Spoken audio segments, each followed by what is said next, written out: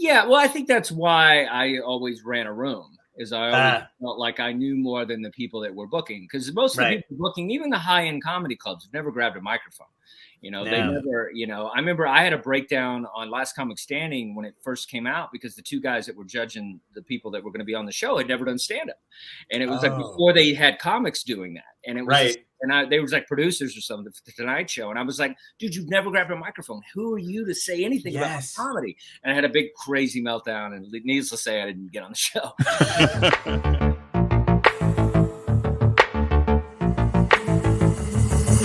Dystopia tonight.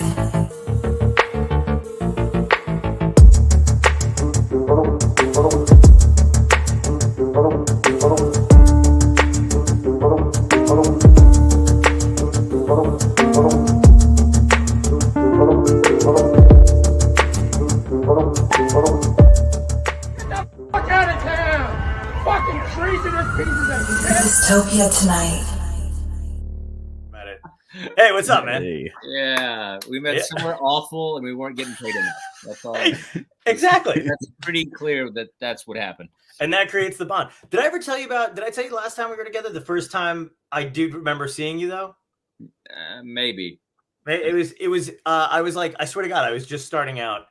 I think I'd done like one or two shows, and I got to hang out at Caroline's and just kind of, you know, somebody had brought me in there or whatever. And you were one of the first comedians that popped on stage, and you had a cowboy hat. You know, you still the same thing. You had the cowboy hat, the whole thing. And I really didn't know what to expect, because I'd never seen that before in New York. And then you fucking crushed. Like, you had just this great, super smart, awesome material. And it was like a weird crowd too. Like, but like you just didn't give a fuck, and you just went up there and like boom, boom, boom, just knocked it out of the park. And I was like, oh, this is gonna be hard. I'm glad you saw that night, because the odds of you getting a meltdown were pretty high. So you missed about 9 of those and got that one that night. That's pretty great. Yeah, you know, I've updated my look a little bit. I'm a little less. I call this look Southern Gentleman. That's the look I'm going for now. There you go. Like, I used to kind of be a little Kid Rocky, a little like, you know, Dwight Yoakam. Now it's like, you know, just kind of. It's got my own thing going. I call it. I like it. Redneck DMC. You know what I mean? Like, it's got a different kind of look to it. Oh my God! I live in LA now. You know, I gotta spice it up a little. I still can't get adjusted to the fact that you're not in New York anymore. Like, I know but that you are part of New York to me, and I know all my friends, you know, would do your room and stuff like that in Greenwich. Yeah. And I feel weird that you're not there anymore. Yeah, you know, I feel like I did New York. You know what I mean? Like, I saw like 12 Broadway shows. Like, I saw at least 10 dicks on the subway. You know what I mean? Like, you know what I mean? Like, I feel like I did it. Like, I did everything. You know, I get TV, whatever. I don't know. I just feel like I kind of tapped out, and I needed to kind of move to the next thing. You know, go to another crazy place, and then like get tired of that place, and then move to England or wherever's next. You know, whatever the progression is. But please tell me when you left, you did a Dustin Chafin BuzzFeed top 10 list of things you need to see in New York. I would. I saw 10 dicks. I saw 12 Broadway shows. We did it. I'll write it by the end of the show. We'll have it. But yeah, I mean, but I miss New York, you know. It's like, but I miss the cheesy, like, you know, like just pizza and stuff like that. Like, I don't really miss it that much. Like, I thought I would.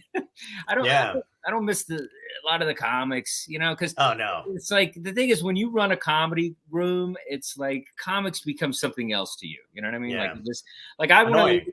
I want to hate a comic because they're an asshole, because how they vote, not because they email me 9 times a day. You know? I hear you. Oh God, I love that you said how they vote. Yeah. See, I was looking forward to this because I feel like we just have so much to fucking talk about. The running a show thing, I've only ever produced little individual shows, and I know that that's annoying to do, and I can't imagine having to run one where everyone knows. You can't hide that you're booking it. It's not a one-off. That's what you're doing. You're running a show in this. I mean, I'm glad I did it. Like, I started I was really good at running bar comedy shows. Right. to the point where I was the best in Manhattan. And then all the comedy clubs wanted me to run my bar shows in their comedy clubs. And Nice. so that's kind of how it happened. Like I was the first one to do comedy at the Village Lantern. Like it was, Oh, that's what it was. Patrice O'Neill, it was Jim Wow. Norton. I mean, we were rivaling the Cellar. And then it was just Wow. like this whole thing, and we were just like running shows 7 nights a week. We had Barkers in the Corner thing. You know, it was great. It was like a really good room. Mhm. And then I was asked because of that show to run the Boston Comedy Club, which was kind of one of the big legendary clubs of Manhattan. Yeah. Well, at one particular time, I was running the Boston Comedy Club and the Village Lantern all at the same time. So I would Oh my start one God. show and then run to West Third, or run Wow. from Blaker to West Third, turn on the lights, get the mic, get the show going, and then run back to the Lantern. I was doing that back and forth all night. A lot of Holy Wow. shit. good cardio. Yeah, but That's- it was crazy. So I was the Pope of, you know, the Yeah. Village comedy for a while. And then, you know, I was at the Cellar, and then I was, you know, I don't know. I wasn't even drinking, and I made a decision to go with Al Martin instead of the Cellar. But I was sober like 13. Like, what's wrong with me? How many minutes are we in? And we got an Al Martin. We got an Al Martin dig in. That was great. Cellar, and I chose to open a comedy club next door and get banned for life. That was smart. So Wow. I don't always make the best decisions, but Wow. but it was cool because Al let me do what I wanted to do. So Yeah. we opened this club, and it's like I got to run my scene, and so a lot of Right. good people came from it and stuff. So it's cool. I don't regret anything. I think it's hilarious, but it's like it's just Yeah. funny. Like you just do stuff you don't know, you know. But No, just- I know. Yeah. And you know what's crazy is like I didn't realize when I started. I guess it's almost kind of like any job where you don't realize the little nuances and like everybody's got like a certain tick. But I didn't realize how fucking touchy people were about that kind of shit. Like I just thought it was comedy and everybody loved stand-ups and liked to laugh. And then I found out that everybody's got their little pinprick on a map territory that they've outlined, and you don't even know. You're just coming into it. Yeah. And the only people that suffer are the comedians, you know. Oh, exactly. It's like, you know, you go to New Orleans and it's like, hey, jazz club, strip club, jazz club. Yeah. Club. It's all like all the same things are all right next to each other. There's like 30 of them and they're right next to each other. Nobody cares. Nobody's off that you opened a jazz club across the street from this jazz club. You know what I mean? Right. But Yeah. New York, it's weird. Comedy is very competitive. I know. Territorial. It's really there was one of the lessons, or kind of like a lesson. I didn't really learn. I never really learned anything. But there was like the one of the dudes, because there's a couple, but one of the dudes who you know, runs Omnipop or whatever, and I we're friendly now, but he doesn't remember me, and I guess that's a good. I mean, it's not helping. That's why you're friendly. Yeah. Dude, that's the key, though. So yeah, like, I don't get along very well. So keep going with this story. Oh, great. Okay, good. So fucking, I'm 22 years. I started comedy when I was 20, and then so I'm like 22 years old. I live in Toms River, New Jersey. You know, at the time, and it's where I grew up, where I went to high school. And they opened up a comedy club in that town, and I use comedy club loosely. It was, you know, I don't know if you ever did Knuckleheads in Toms River, New Jersey, but yeah, great name though, great name. I know it is a great name. That they always have the worst names, you know what I mean? Like bananas, knuckleheads, coconuts, you know. The laugh clit, you know what I mean? Like it's always something terrible, and you're like, oh god, there's some cartoon character with a microphone. Oh yeah, horrible. The greatest thing about Knuckleheads, though, was that they completely ripped off Curly's head and then put it on as the back. And I was like, do you get licensing for that? And they're like, no. So it's like, but no one knows we're here. So it's like, it doesn't matter. So yeah, but they were like, I was like the, you know, going between this shitty club in Point Pleasant that I'm banned from, by the way. But I feel like if you're banned from the comedy, that's a whole other echelon of band. Like I'm banned from Uncle Vinny's in Point Pleasant. Yeah. I've burned more bridges in Vietnam. Like I got a lot of places. Can I tell you what my expression is I don't mind burning bridges because I know how to swim. That's what I always say. There you go. So I do this. So I do this, my hometown club or whatever. I'm like the house, you know, the MC there, but they were like, hey, would you book the shows? And I was like, oh my God, that'd be fucking great. I was like, I figure I could book all my, you know, people that I've met on the road in New York and friends and shit like that. And they were giving out ridiculous money because they didn't know they shouldn't have been, you know what I mean? Like, actually they should have, but they didn't know the other clubs were not paying. So I was like, I don't know how long this is going to last, but I'm going to book, you know, it was like, you know, Joe Stark, McMahon, you know, those guys, whatever. So I start to make phone calls. I book people, they're coming in, and the dude from Omnipop, I don't even know how he got my number, but he calls me and he starts, I'm 22 years old. I'm in my apartment And I'm like, on my bed, basically, just like hanging out. And he's like, "Who the fuck do you think you are?" And I was like, "This is John Poveromo, and you would be like, I don't know who I think I am." And he's like, "You're taking my God," like screaming at me like I'm 60 and I've been in the business for 30 years and I should know better. Right. And I was just like, and I didn't know that was like a thing. I was like, well, I'm not taking anybody. I'm paying them, and it's a one-nighter, and it's on the off night, and like I don't know what to say. And I got reamed out for it. Oh, and today he has no idea because he's asking me for shit. So it's weird. Yeah, man. It's like, I think the people that, I don't know, the people that run comedy they're really the dregs. Of the barrel. It's an interesting thing because comedy is kind of, I don't know. It's a step up from karaoke. We make it more than it really is. We're just monkeys that move drinks. You know what I mean? People treat us like shit. It's like karaoke. Those 10 dicks you saw in New York City comedy. Yeah. I mean, now that I play theaters, it's different. But you guys in your comedy, no. But it's like people just. I don't know. It's just the people that run it don't know what they're doing, man. No, it's like they're causing problems and right. And I don't know. I wish it wasn't that way. When did you get to the point though where you realized? Because I mean, I think I was still kind of young, but I feel like every comic does get to a point where you realize that there's nobody really cares about the comedy. Like nobody cares about your career or the comedy. You have to. You know what I mean? Yeah. Well, I think that's why I always ran a room. I always felt like I knew more than the people that were booking, because most of the people booking, even the high-end comedy clubs, have never grabbed a microphone. They never, I remember I had a breakdown on Last Comic Standing when it first came out because the two guys that were judging the people that were going to be on the show had never done stand-up. And it was like before they had comics doing that. And it was they were like producers or something for the Tonight Show. And I was like, dude, you've never grabbed a microphone. Who are you to say anything about comedy? And I had a big crazy meltdown. And needless to say, I didn't get on the show.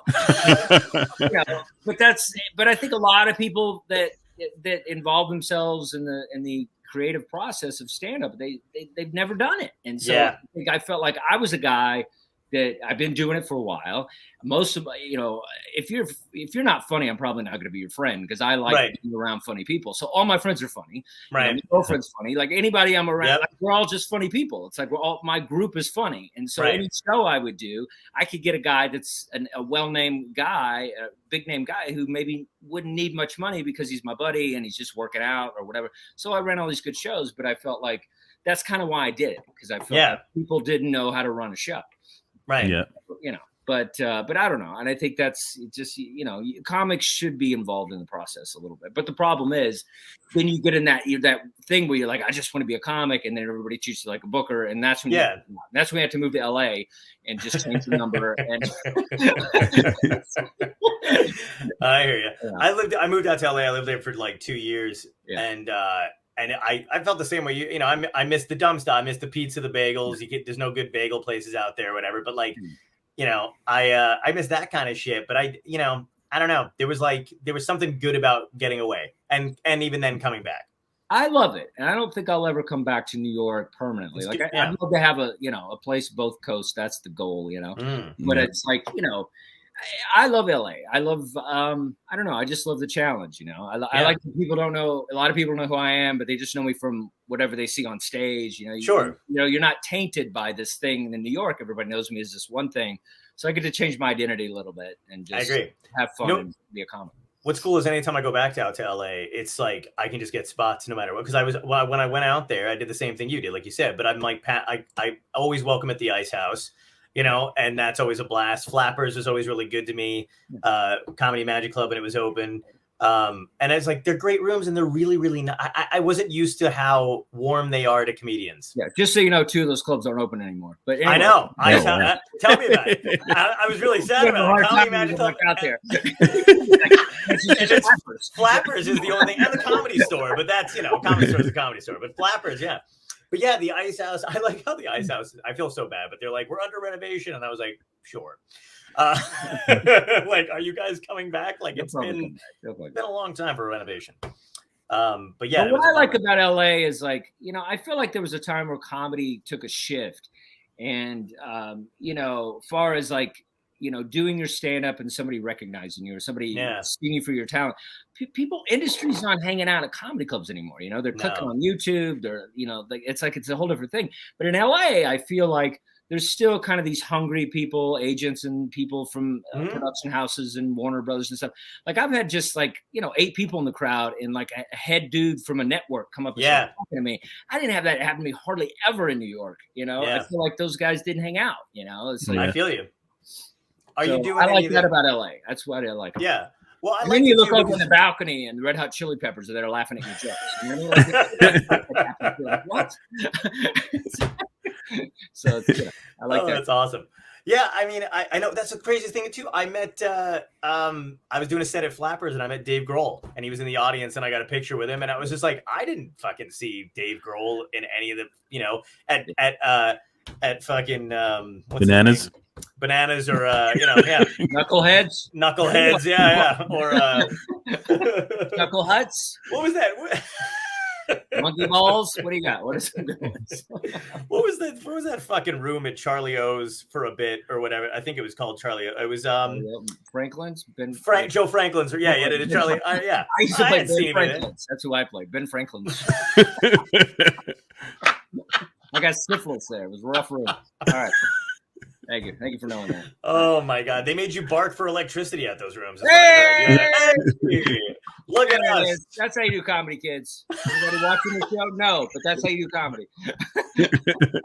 Huge guests on here. We gotta work on your PR, bro. Like, I don't get it. This is when my computer crashes on principle. You guys got to do more. Like, this is a great show. We got to get it out to the people. Yeah, man. Please. Yeah. What I gotta ask, because I ask everybody that comes on there, because I don't really know. What is did you always want to do stand up? Was that your thing, kid? You wanted to be a comedian or no? No. Let's see. I think the first thing I wanted to do was be a professional boxer because I was. My parents put me into boxing when I was like 5 years old. Holy shit! And so that was the first kind of like taste of like attention that I got. I mean, of course, now look back, it's kind of like a lazy way of beating your kids when you put your kid into boxing. You're like, did you break that window? Yeah, get in the round with Bubba for a couple of Yeah, we don't have time to discipline him, but maybe this guy will. We didn't wear headgear back then either. They're pussies now, these kids. But it was weird because I kind of became like a hometown celebrity. Because I was like Golden Gloves at the age of 6, and I was like, and there was very few kind of child boxers because most parents cared about their kids. Yeah. So and at one point there was like they had like a news network that the local Wichita Falls, Texas, and it was like a local news network, and they had a sports promo that they did, and they had Muhammad Ali on one side. And then they had me at age 6 boxing with my eyes closed. And so I was like, everywhere I went, people were like, yeah, that's the boxing kid. And like, so I thought I was going to do that. Like I thought, I thought that might be something, one day or whatever. But then I kind of didn't do it for a while. And my parents kind of got into boxing promotion and different things. And so I started again. But I started in my teenage years where they hit a lot harder. So, and then I had braces and I tried to box with braces, had this special mouthpiece. And my mom was afraid I'd get my mouth all fucked up. So it was like a whole thing. And then I got knocked out a couple times sparring. And, so I kind of, we kind of edged our way out of it. But I think that's what I thought I was going to do. And then I just knew I wanted to be an artist. And then I thought, hey, I don't know what kind of artist. So fashion designer was the first thing that I thought I wanted to do. Oh, wow. In high school, I was all like, I'm going to be a fashion designer. I'm going to be like Karl Lagerfeld. I'm going to have a ponytail and like fucking, supermodels next to me. Like I thought that seemed like the coolest job. When you have no idea what it is, it seems like the coolest job ever. You're just walking around with models. I was going to do that. And then I went through a religious phase. I was a Mormon for a couple of years and whatever. And it was like a whole thing. And I went to South America and thing. And then I ended up in New York. Hold on. You're skipping over so much. Mormon stuff. Yeah, I know. It's like I've said it a few times. I don't know if I shared it with you guys. Yeah, I went through a Mormon stage. I was Mormon for 6 years. I was a missionary in South America, Santiago, Chile. I lived for 2 years. And I was a Mormon for about 6 years total. And Wait, how old were you when you were doing this? 19. I was a convert, though. My parents weren't My parents were kind of partiers, and so I think to piss them off, to rebel, I kind of went the other way and became a monk. Wow. That's cool though. That is interesting that you went the exact opposite way to rebel. If your parents were partiers and you were like, no. I think See, I knew you were Mormon in the past. Isn't that what he did? Like, it was. Yeah. Oh my God. But so I went through that. Wow. I went to BYU, Idaho for like a year, and then it was like a whole thing. And then I ended up getting into Parsons in New York City. And then I thought I was going to be a fashion designer. I really thought that's what I was going to do. It was like, wow. And I was just, I went to the program. I worked at Calvin Klein. I kind of had a shoe-in job when I was out of school. So the whole thing, I really thought it was going to happen. And then it was like, but I still wasn't sure because people seemed miserable at Calvin Klein. And so I was just like, I don't know, man, even though they were like, kind of making money, they didn't seem happy or whatever. Right. And then my girlfriend at the time, who was a Mormon, and she worked at a hotel. And she worked with another guy who was Pete Corielli, who's a comedian. Yeah, I love Pete. And so Pete was a starting out comedian, and he worked with her at this hotel. And he would tell her he wanted to be a comic and stuff. And then I always said, because when I was a kid, I loved Kinnison and all that stuff, George Carlin and stuff. So I loved comedy, and I always thought it'd be a cool job. I just didn't know you could actually do that as a job. Sure. And so he would like talk to her and talk. And eventually I met him and started hanging out with him a little bit. And he was a bus boy at the New York Comedy Club, and he would bus for stage time and cook too. They had a full kitchen. This is before, all the Foreman grill shit. Like there was a full kitchen. And I was scared, whatever. I think I did one open mic. I said, I'm not sure, whatever. And then he said, look, can you help cover my shift? I got to do a road gig with Brewer or somebody in Jersey or whatever. And so then I started kind of working at the New York Comedy Club, and I would cook hamburgers and drop mozzarella sticks in a fryer. And then I would get 5 minutes to check spots on all the early shows and the late shows. I'd get the midnight shows too. Right. So I did that for about 2 years. And then that's when I was just like, okay, I just kind of morphed into it. I didn't say I was going to be a comic. All right. That's cool. Yeah. Yeah. I'm very shy and stuff like that. So I didn't think I'd ever be doing stand-up. So that's awesome. See, that's the kind of shit before I started doing it, I had read, I was a comedy nerd when I was in high school. So, I had every fucking book from the 60s, 70s about stand-up, Franklin Ajay's book, Comic Insights I used to carry it around with me in my backpack all the time because I thought it was just fucking fascinating. Who was the first comic you saw? First comic I saw was Richard Jeni. Oh, wow. Where at? In Arizona, I'm born in Brooklyn, moved to Arizona for a bit. And then, we saw him at some kind of, work. My uncle worked for a big company, and I guess they had hired Jenny to come out and perform for the company. You know what I mean? It was like it was like a corporate gig or whatever the hell it was. And I got to but I was a kid, but he was you know what he was doing that got me when I was a kid at the time was, that bit about, waking up for school. Okay. and you not want to wake up and you're screaming back and forth to your parents or whatever, I'm up, and lying about getting up and not really getting up. When I was a kid, I thought that was the funniest fucking thing. I thought I was the only one who did it. So I was just like, this guy's fucking great. And I think his special came out called Crazy from the Heat. Okay. On VHS or whatever. And I remember we had that too. And I got to hold it because I was like, I'm going to keep this in my room. So it was fucking awesome. He was my favorite. And when I was younger. I just love what did it say? What did they say? Polar Knight said, as a barber, I love this show. It's the perfect evolution of beards. It really is. It really is. We gotta walk over here. Yeah. It's a little loose up top. It's a little more filled here. It's like Serpico in the corner. Like everybody's covered here. Yeah. Oh my God, that's fucking great. My first comic was I remember my parents or my brother, they won tickets on the radio to see Kenny Loggins, Danger Zone, Footloose, Yeah. And the opening act was Mario Joyner. And wow. He had to open for Kenny. It was horrible. Yeah.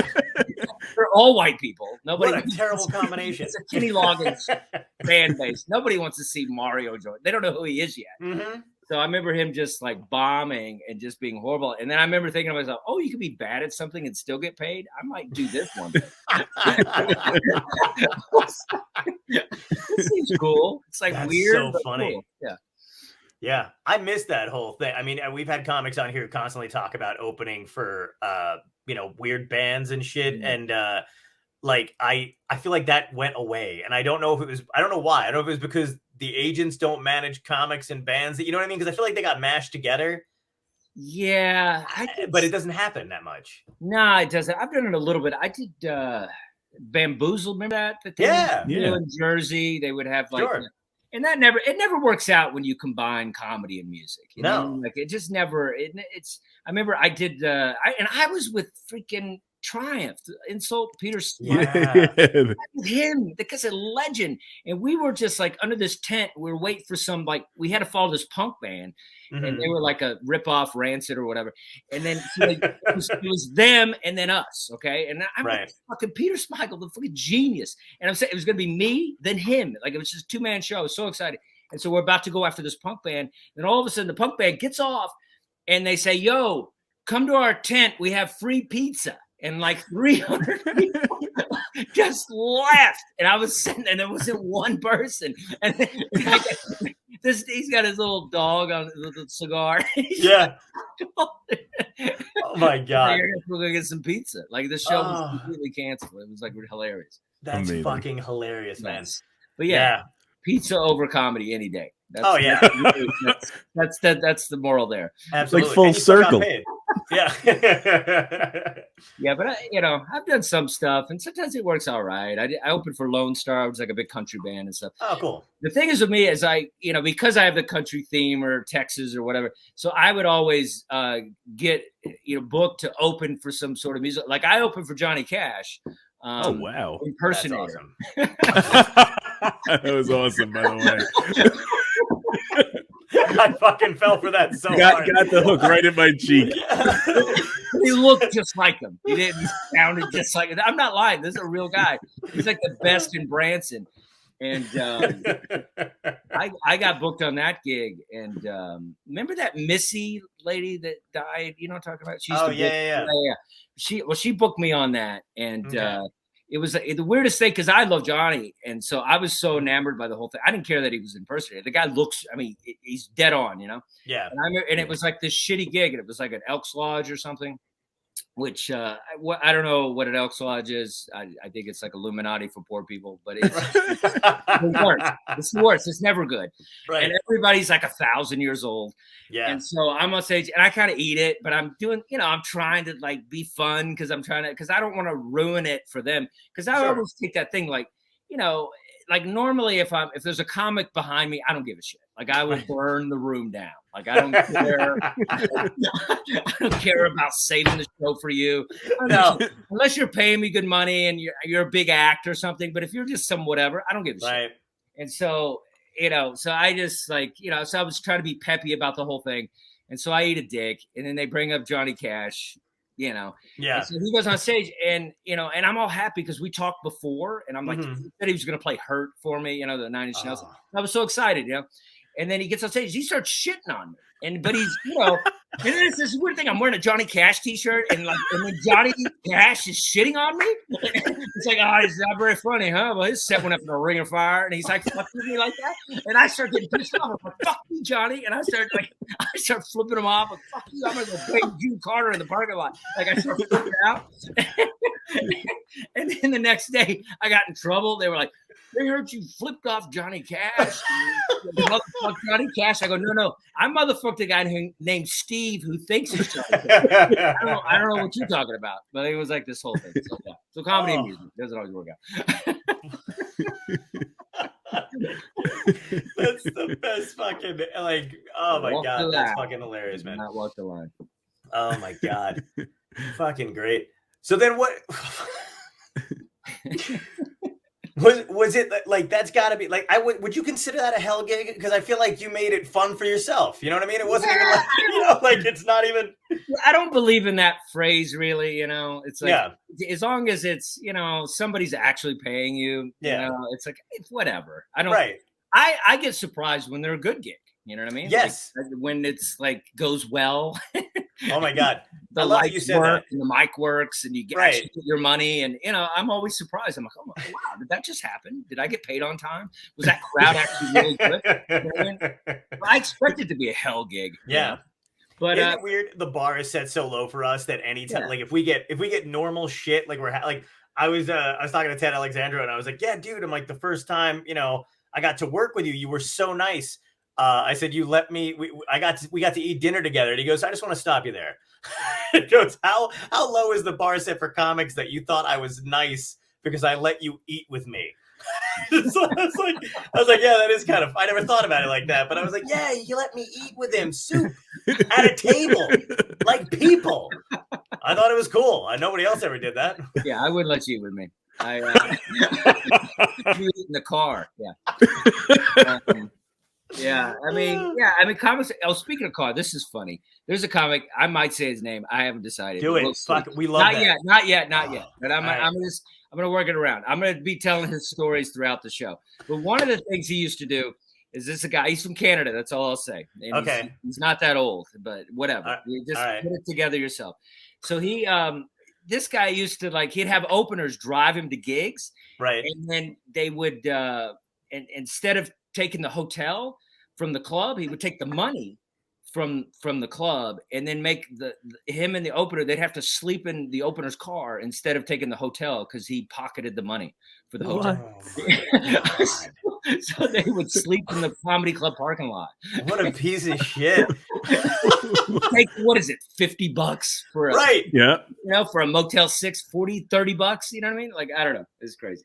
Oh my God. Dude, yes, so eating with the comic is a big deal. It is. When somebody like Ted is a big deal because he's like you know, but usually the more funnier and the more brilliant they are, the nicer they are, you know. Absolutely. Yeah. That was the thing that was different too. Is like it was with Ted, so it meant more, obviously, because after that I was doing elk lodges with dudes who were yelling at me for not wearing a watch. And I was like, why are you yelling? Yeah.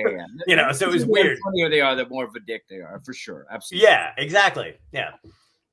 Did you go so when you got to New York and you were doing that kind of stuff too, did you think like, I'm going to make money doing this. This is my thing forever. Or were you like, this is fun?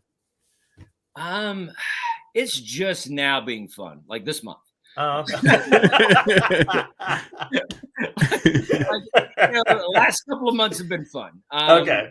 But no, I don't know, man. I just kind of felt like I just kind of went with it. And so that, I think it's like, I mean, it's always fun when you're up there and you know, you get to just do whatever you want to do. It's the coolest gig in the world. Like you get to be a rock star and you don't have to know how to play an instrument. Like it's right. You get to dress however you want. You get to say whatever you want.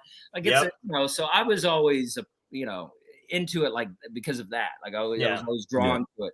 But yeah, it's always been fun. I mean, it's you know, if you can make a living telling jokes and lifting people, and, you know, bringing joy into their shitty lives, like, yeah, it's great, you know. So yeah, I enjoy that.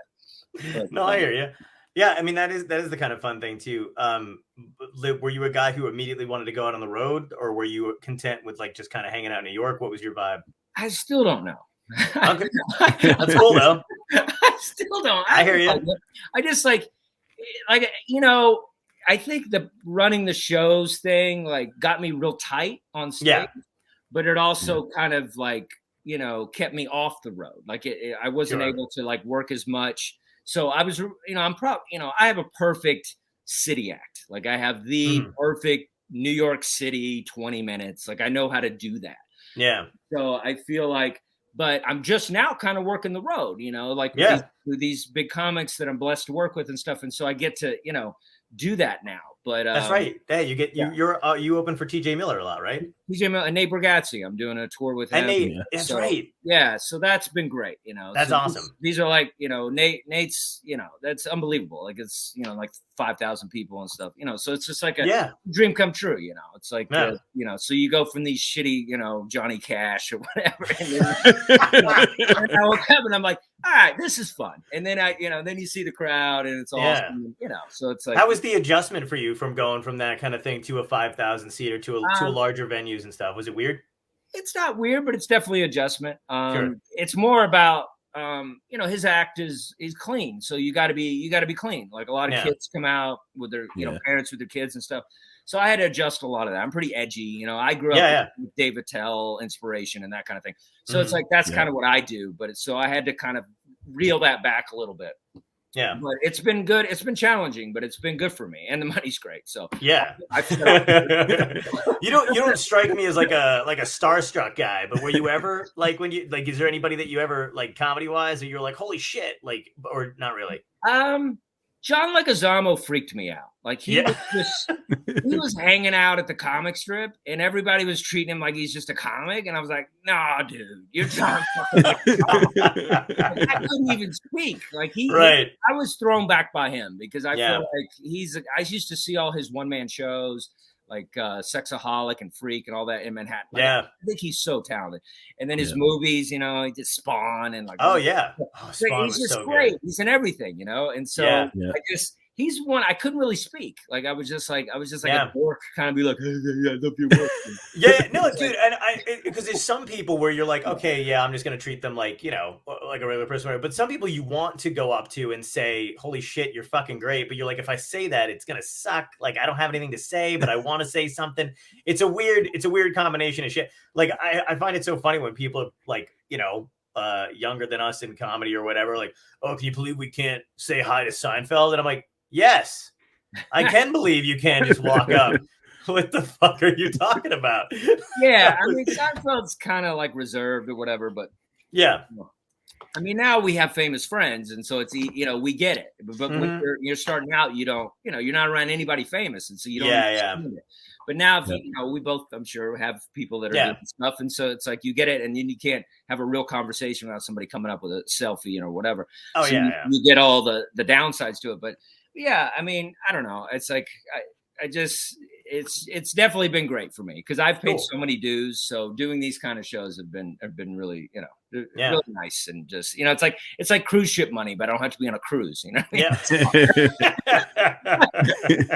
I'm on a tour bus in the jet. You know what I mean? Like it's a little better. Anytime you don't have to be on a cruise now during fucking COVID, dude. Right? I see these people going out and they're doing it, and I love them. Most of them are my friends, and I love every single person. And every comic that does a cruise is a real comic, and they're fucking great dudes. Oh yeah. But I wouldn't want to be them right now. Like I still feel it's got to be weird. It's got to be weird. That's the thing, though. It's the pressure of like you're making so much money doing the cruise, and you're like, how the fuck? Like you feel terrible turning down the money you're making on a cruise, and then it's like, but I could also die.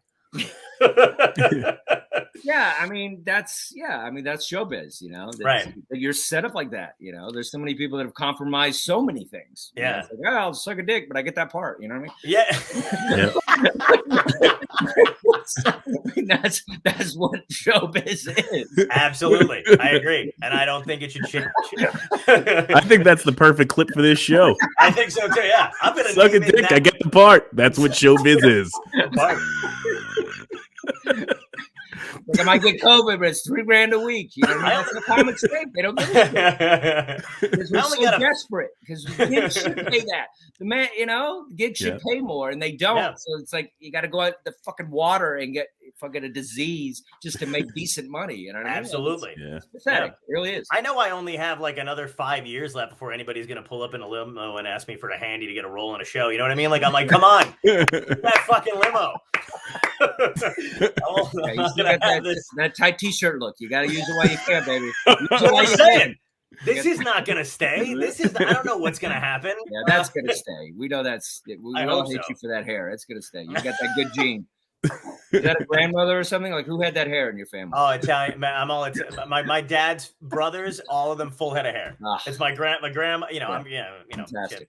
Yeah, everybody fucking when you see them in family photos, the only thing that happens to them is that they went gray at like 21.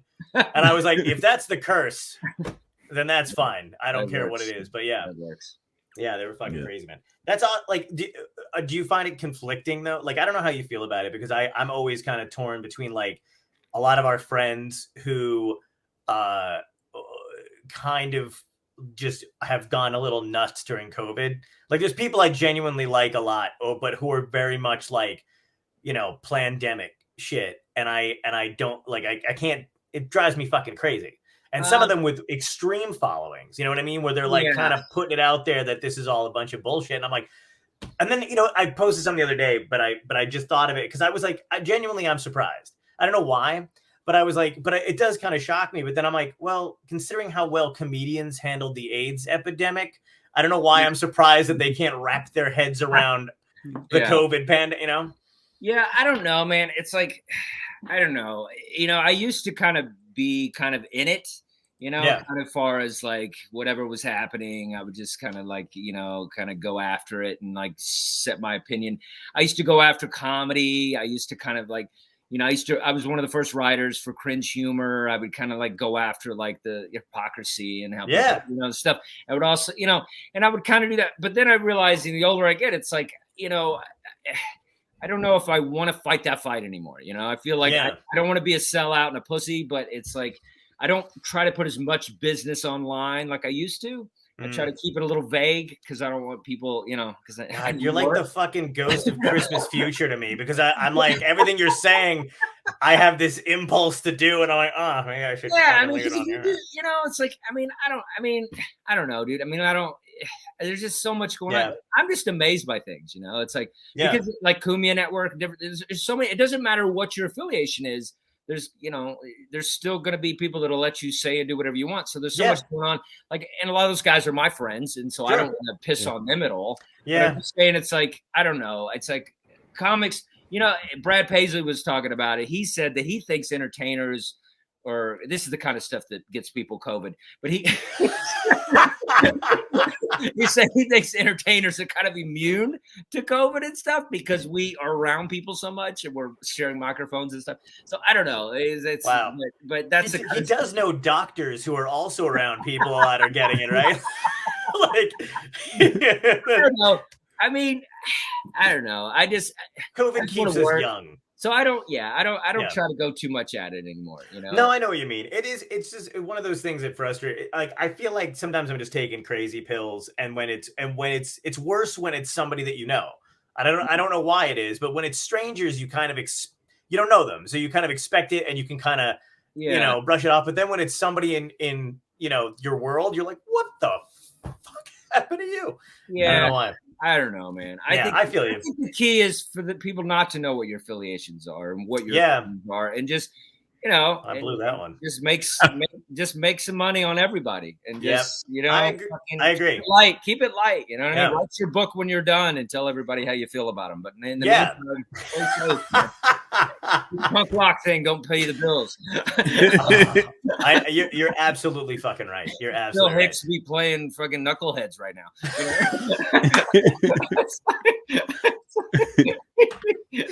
There's no way to be working. That is so sad but true. You're absolutely right. Like, I don't know. So I try to stay away from that shit right now. And I got people that you see it and you're like, what the fuck?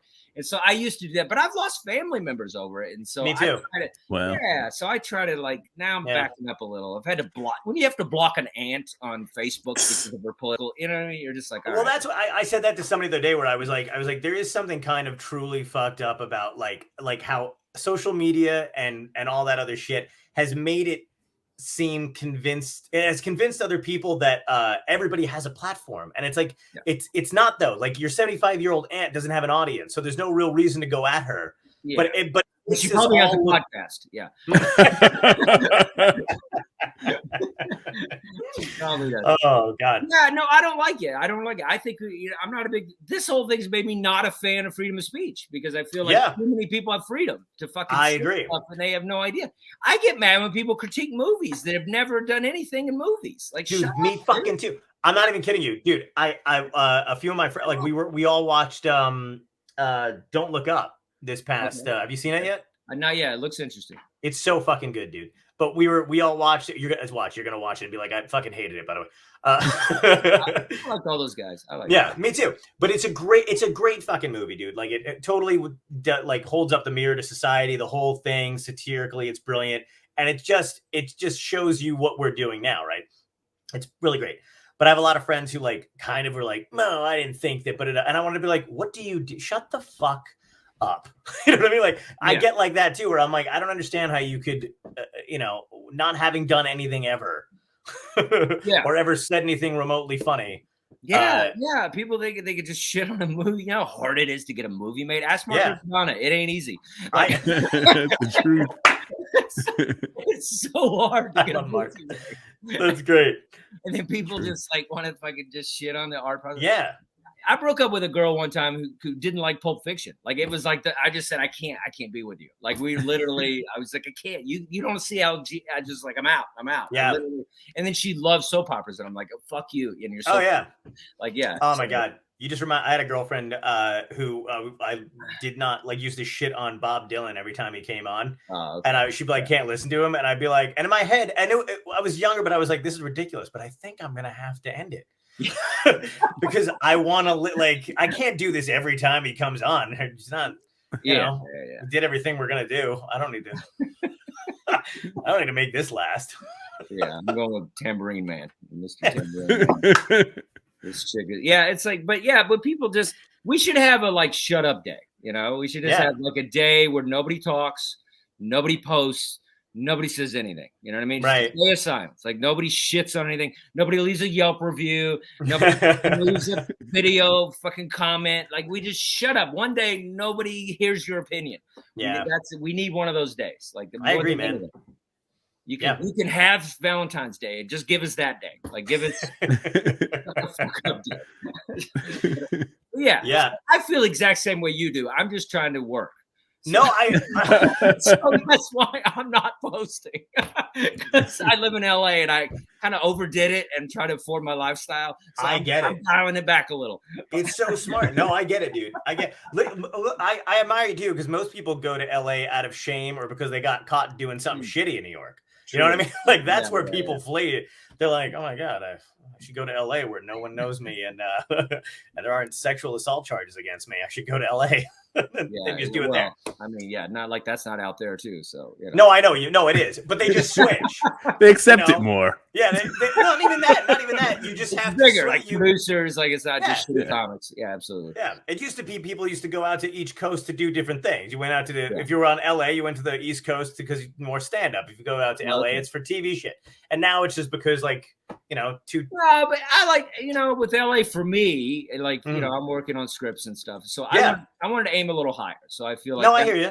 That's why I went to LA. It's just like, because I could be a city comic and make a decent buck, but to me, I want to do more than that. I don't want to be. No, I hear you. Some of these guys are like close to their, 60s and stuff, and they're still doing clubs. It's like, I don't know. I just kind of want to take it a little further, No, I did, dude. I totally get it. When I was out in LA, I had network meetings all the time. It constantly kept you writing, constantly kept you pitching trips, and plus you make friends with all those people. Because like the amount of people that I met when I had these network meetings and stuff, and then they move all the time. So like this person gets promoted to this place at NBC, and then you kind of get like called back into the shuffle. Yeah.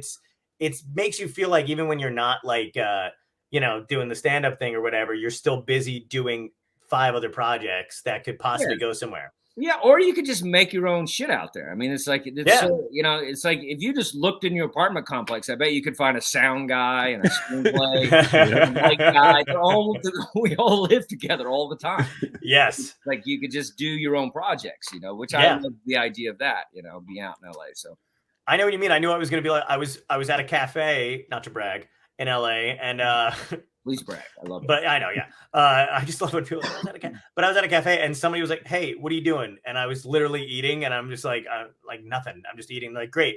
Could you just sit over here and eat? Because we're filming a thing and we need a and I was just like, I guess I'll just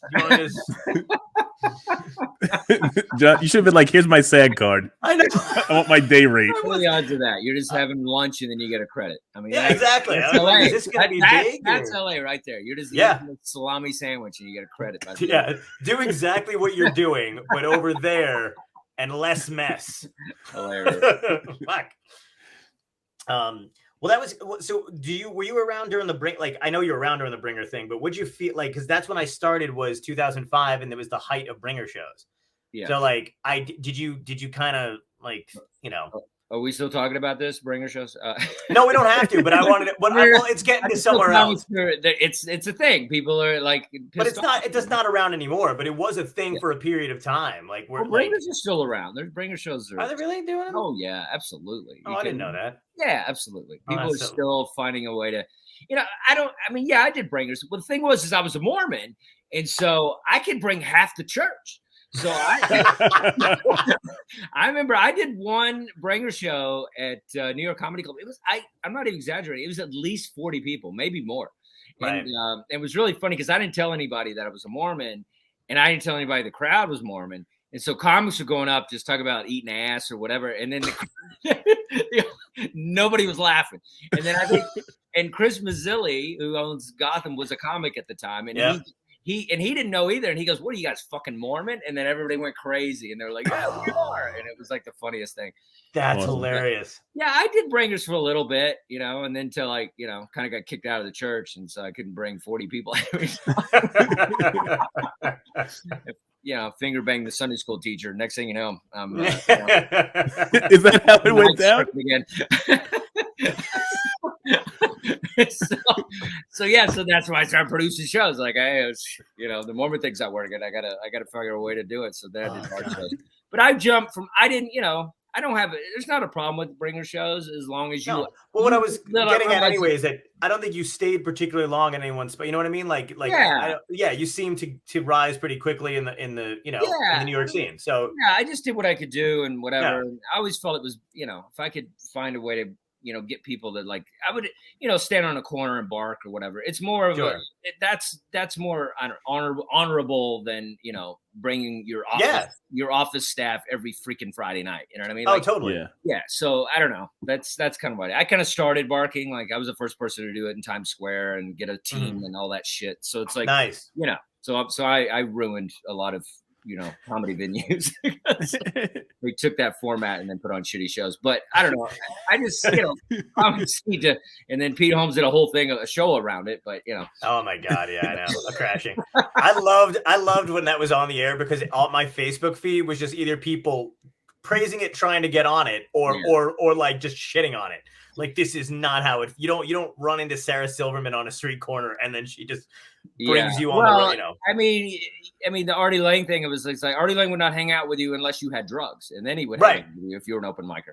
But I got on it, so that was fun, And I, Pete was nice enough to do that and stuff. Yeah, so, the thing is like a show like that, it's it's just like nobody cares about stand up except comedians. Right. Like I'm Dying Up Here went off the air. I know. The Crashing went off the air. Marvelous Miss Maisel has like a time period that's interesting. And so I think people are into that. Well, people only care about comedy outside of comedy when it is like a Miss Maisel thing, when it's when it's not really real. You know what I mean? Anytime it gets to like what we actually do, you're like, it's very fanciful, that show. So it doesn't. It's so it doesn't always work, people are drawn to it. But with that show, I think they were just trying to keep peak interest in story ideas. And so, it's more interesting to probably in their idea to have him, jump from Barker to a warm-up comic or, pretty quickly. I mean, he did do all that stuff. It just took a long period, it was like 3 years. But to me, the problem with whenever they portray stand-up, the funny part is not the success. Even Seinfeld, I felt would have been funnier if he was like not making money. Right. If he went to his apartment, he had no cereal in those glasses. Like that would have been funnier. Or all off brand. Well, he couldn't even get on the Joe Franklin show instead of being on the Tonight Show every night. You know what I mean? Like it would have been funnier if he was not successful. You're right. So, to me, it's like they always try to like jump, they jump too early. But do you think any of the movies did it right? What's that one? There's that. Have you ever seen The Dark Backward? Have you ever seen that? No. What is that? Judd Nelson and Bill Paxton. That's never heard of it. It's the greatest stand-up comedian movie of all time because it's so weird and so ridiculous. And if you seem like an art guy and stuff, and so check that out. I'm not going to tell you anything about it because it's like a weird thing that happens at the end, and it's like Okay. you'll ruin it if I tell you. So watch that movie. But that's a weird one. But Punchline's ridiculous, obviously. Oh yeah, that's garbage. The only thing that's realistic about that is when he's performing in the park, and you're like, oh, it's like COVID, you know. Finally, it makes sense. Yeah, but the meltdown I like because I've had a few of those. And so when he has the meltdown, he's crying from his dad and his brother. That I kind of like that scene. I think that's the only realistic scene of the whole movie. Right. I agree. What do you think of Funny People? Yeah. Funny. Yeah. That was pretty bad. Right. That was bad. It was like they were like. It's always weird that every time somebody makes a stand-up thing, there's like 2 or 3 or 4, maybe 4 parts where you're like, hey, that's what we do, and then. The rest of it's like it's like how they did a love story around Titanic, and you were like, we just want to see people dying in the shit fucking like. Yeah, King of Comedy was pretty spot on. Oh yeah, King of Comedy was good. King of Comedy is kind of like we're all pretty close to doing something like that, you know. Yes. Like so, and I like to feel that movie. I think that's pretty kick-ass. But I try to think what else. They try to do a comedian with De Niro. De Niro, bad, and I don't know. It's like it's a shame anytime they do that. I've never seen Lenny. That I think hopefully it'll give it justice. You know, so we'll see what happens. But I hope so too, man. I think the Joker nailed it. I think so too, but that's very King of Comedy. It's almost exact. Yeah. It's like it's pretty much it's like it's the alternate ending is all that movie is. Yeah. Yeah, exactly. Instead of going to jail, he just shoots him in the face. But that's very close. But yeah, I think the Joker was great, especially with like. Just nobody getting him, and just like the manic of like scribbling in the thing, and just the emptiness. And Dangerfield was perfect because that club is so hollow, and like the way he feels, and like it was perfect. Yeah, I think so. Absolutely, I think that definitely nailed it. I didn't know Dangerfield was going to be in the movie, and I'm sitting in the theater with my friends or whatever, and I recognized the club, and I immediately got this pit in my stomach where I was like, "Oh my god!" I remember Wednesday nights when I was 21, and this is fucking horrible. That's fucking crazy. Do you remember your first paid gig? My first paid gig. Yeah, first time you got money for doing it. Probably a prom show. At Governor's. No, we used to do them at New York Comedy Club. Oh. It's like, and the prom shows are funny because it's like in Manhattan, it's like all the comedy clubs, like the shitty, not the shitty one, but the kind of the low end, whatever comedy clubs. But I guess Caroline's does it too. Like the bigger clubs do it as well. But what they do is they all have like a deal with the limo drivers. Mm-hmm. So they all kind of make these connections. They're like, okay, man, if you bring kids in, we'll throw back money. And so what ends up happening is all these limo drivers, the kids don't want to go, but the limo drivers talk them into going. They're like, hey, you're in the comedy show. This will be great. Jerry Seinfeld and Dave Chappelle. And, no telling what they tell them. And so these poor kids come into the comedy show.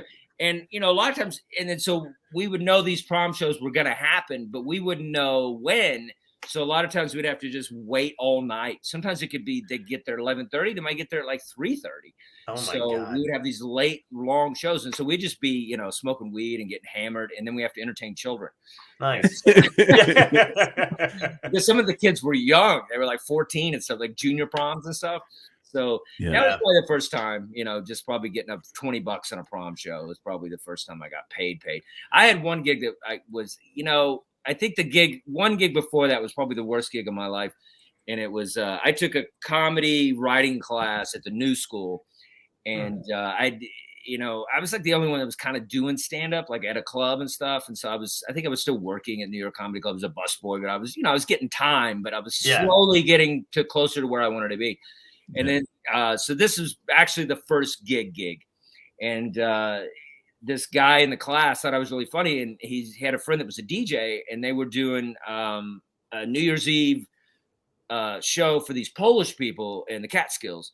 And they needed a comedian. And he always said I was really funny in class.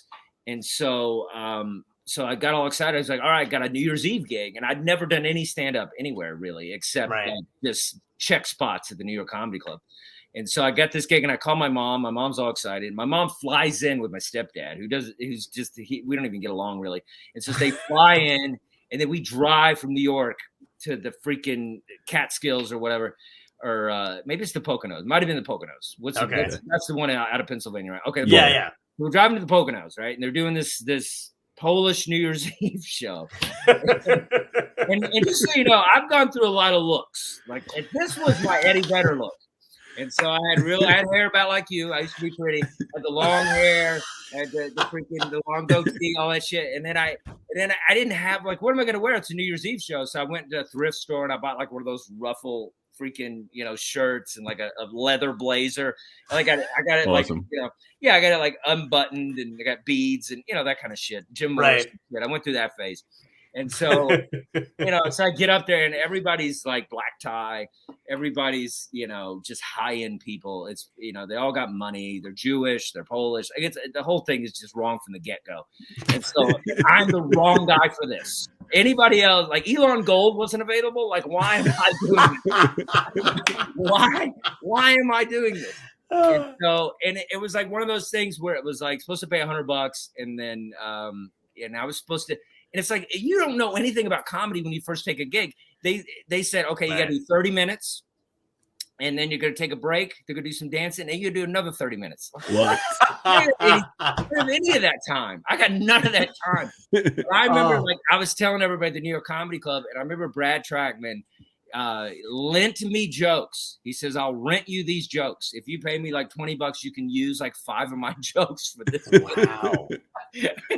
That's hilarious. He had all these jokes that like I just slaughtered them when I was on stage, and like and it was the worst bomb I've ever had in my life because what they did is everybody was having a good time dancing, and then they stopped the dancing, and they were like, "Okay, everybody, stop having fun. Let's do comedy."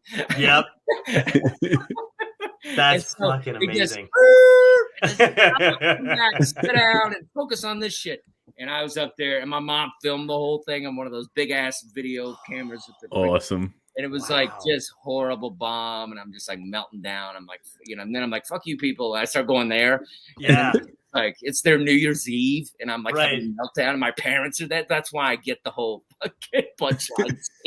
Yes, man, that's fucking hilarious. And my mom's, and it's me telling my mom that I should, go beyond art and be a comedian because this was the gig that was going to prove that to them. And I was awful. But I was supposed to get 100. They only paid me 50, and I didn't even question. I was like, yeah, that's what I deserve. Yeah.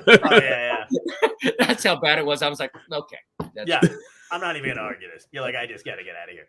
Yeah. Oh my god, dude, that's fucking hilarious, man. There was a do you know, you ever go to Seaside, like New Jersey? You ever been down that area? Not a whole lot. Okay. There's a club there. It closed down a year ago or whatever, but it used to be called Bamboo. And it was like that one of those places that was like, they would let 18-year-olds into the bar, but they would like, you just can't drink. You know what I mean? But then but then everybody else was in there would do whatever. I got hired, and this is like I was I don't know, like 4 years into comedy at this point, and I thought, when you think you have the like, so I'm like, I can do whatever. It's a lot of fun. Had a couple, had some shit that was going kind of well, so I was like, I got a hold on it, and I had an old theater arts teacher hire me to do a like a school thing, like a benefit, but I was like, great. I'm like, but as long as there's no kids there, we're good. It was for like the senior class, something, whatever the hell it is, probably play or some shit. And I was like, yeah, she goes, that's great. It's not going to be a problem. I go, awesome, I'll do it. So I get there, and the money was going to be great.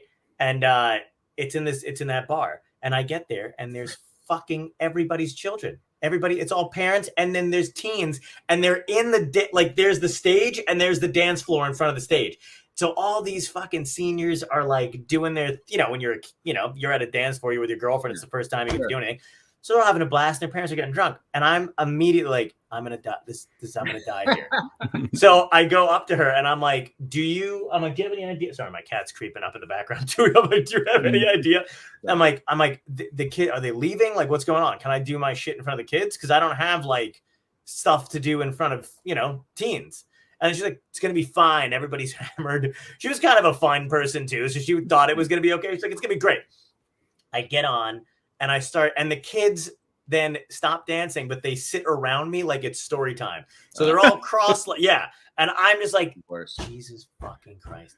So I'm like, okay, whatever. So I just do the shit I've been doing in New York. It's just all that stuff, but they're loving it. And I'm like, oh, this is actually going pretty well. They get it. You know, they understand where I'm coming from. I wrote some high school jokes too about, you know, whatever. So I'm like, oh, those are going well. And so one of the parents comes up and takes the mic from me. Oh, wow. And they're like, we apologize. And I didn't even like, it wasn't like I was like, you know what I mean? I didn't do any set, but they were just like, we apologize.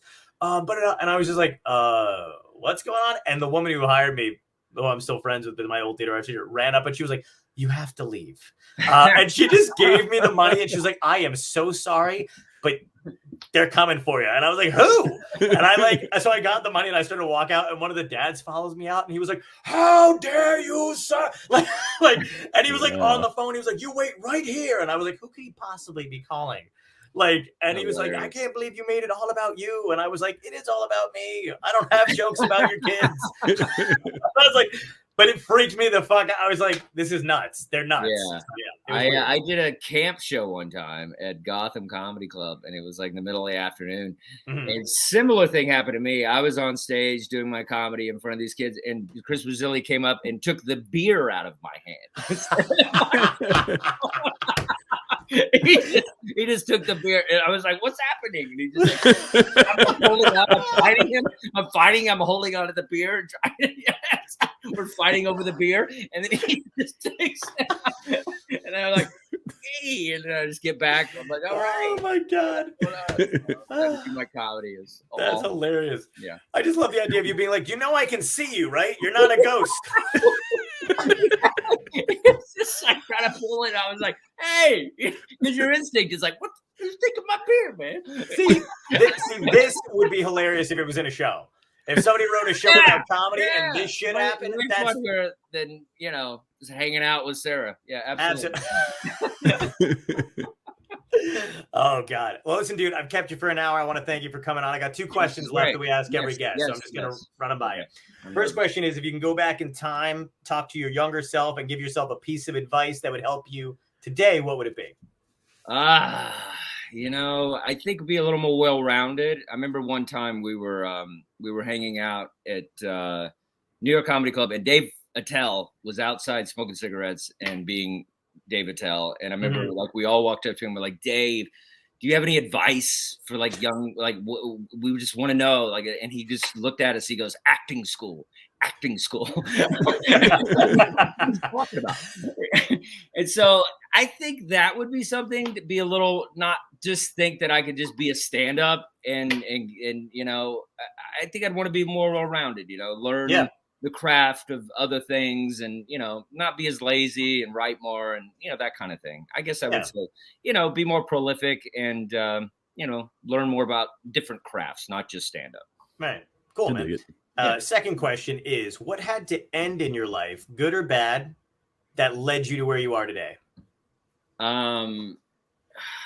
Well, the world. I mean, COVID was the best thing that happened to me. That's a good one. It was amazing. It was I hate it for people, but it was good for me. It got me not booking a show. Yeah. I produced the first Zoom comedy album that got on Sirius XM. Yeah, man. I found that's probably some of my best stuff. It's all about my family. It's all real stories. So it was like it got me out of my shell of being that city comic, and I kind of opened it up with that. And I started asking people for things and started kind of hustling. And now I'm touring and doing some big work. And I got to LA and, I got a dog and a car and, so it's I feel like it's the end of the world for me to be happy, but I'm okay with it. I love it, man. Dude, it's so good to talk to you, dude. You're fucking hilarious. I miss seeing you. So, let me know. I love this. This is a great format. Let me know. I'd love to come back. Yeah, it'll be good. Absolutely, dude. Absolutely, anytime you want. Yeah. Thank you so much for coming on, dude. Thanks so much, man. Appreciate it.